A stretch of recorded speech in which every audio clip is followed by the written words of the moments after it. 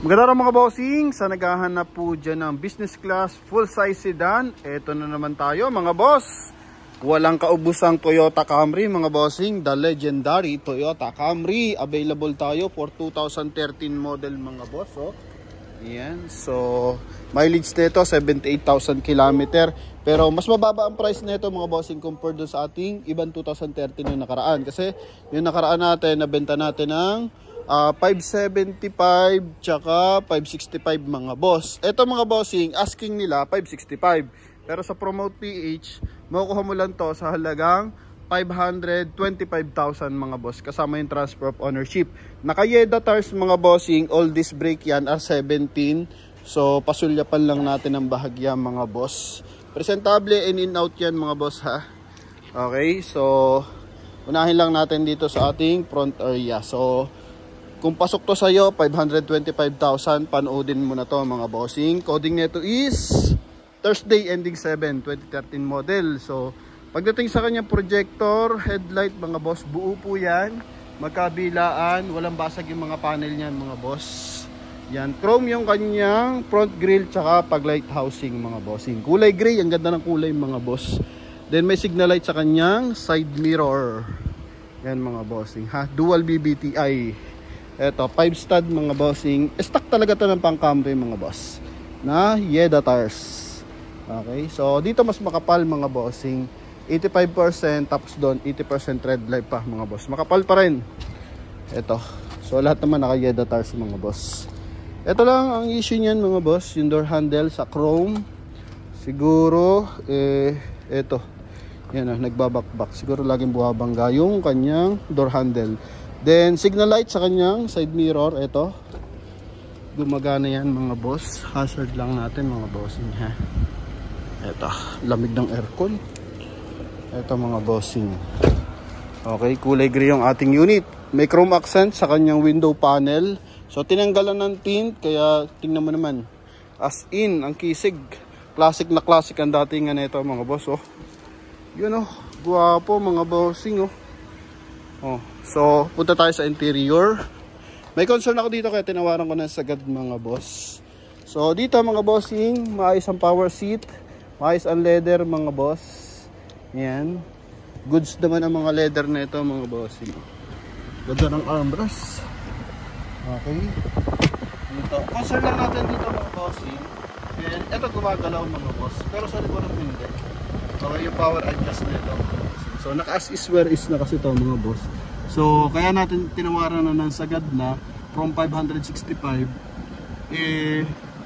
Yung mga kabili na lang magpapais nung mga ganito mga bossing. Yung sa kanyang power seat dito tsaka yung sa likuran mga boss. Kasi yung huli natin na benta parang 5,000 na nagastos nila doon sa likuran na power seat mga bossing. Okay. Then pagdating sa wood accent mga boss, yan, maayos yan mga boss. Leather ng steering wheel, maayos din. Yan, may cruise control mga boss ha. Ito, busina, maayos. Mileage niya, 78,703. Maayos naman yung kanyang lens ng panel. So minsan nagiging concern din yan, lumalabo. Yan, ito yung kabila. Okay, then on and off ng kanyang reverse parking sensor. Then, ito, open natin. Power adjust yung ating side mirror. So, trusted lang tayo mga bossing. Transparent lang. So, kung yung concern ng sasakyan, so binabanggit natin sa review. Okay, para kung pasok sa quality ng ating viewers and buyers, so, ito, goods na talaga. So, ito yung likod yan. Okay. Then, yung sunshade, gumagana yung sunshade sa likuran. Kung hindi nyo naman kailangan gamitin yung power seat sa likuran, so yun mga bossing, mas mababa nyo ito makuha. May sunshade din siya sa kabila, tsaka dito sa kabila mga boss. Check lang natin yung mga window. Okay. Ito. Yan. Baba. Baba sa likod.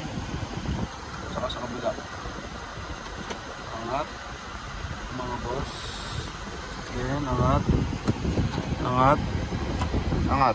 Okay, goods mga bossing ha. Yan, then naka-automatic climate control to mga bossing, lamig ng aircon. Wala pa mga putok-putok yung kanyang wood accent sa dashboard mga boss. Pero yung kanyang steering wheel, so pin-upholstery na to mga boss. So dapat may ganito rin siyang accent dito. Yan yung maikli na gano'n. Siguro yan yung nagbakbak mga bossing. Kaya pina-leather na nila ng buo mga boss, no? So yan. Then door panel maayos, pati yung armrest niya buo mga bossing. Meron pa siyang silver accent, chrome naman yung kanyang door opener. Then seal guard sa kanyang pintuan mga boss. Yan, may seal guard din dito. Then ito naman, lagay ng cards. Okay, detachable sunshade mga boss ha. Para if in case yan gusto nyo clear lens, pwede yan. Yan, detachable sunshade. Dito may armrest. Engine nga, ito hindi ko magana mga boss. Yan. Okay. Ito para sa magana. So hindi nga mga boss. Pero dito sa sunshade goods, sa temperature ng aircon, gumagana mga boss. Okay. Then, aircon ventilation, maayos mga bossing. So kung okay lang sa inyo, may mga minor concern about dyan sa accessories, power accessories, so ito mga boss.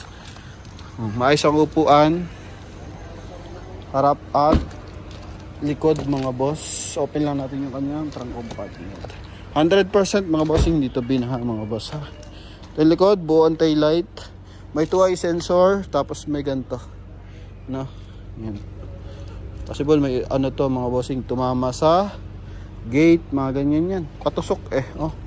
Pero hindi naman siya na ano mga bossing na basag, na yun lang kanyang pintura nag-react.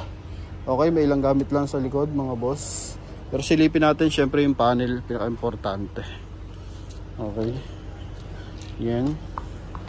So, inamag na katatago mga boss. Siguro lately na naisipan na ibenta to. Kaya ganun mga bossing. Ganda. Ganda manakbo. Oh. Ito mga bossing. Ang dami na nating Camry na nabenta.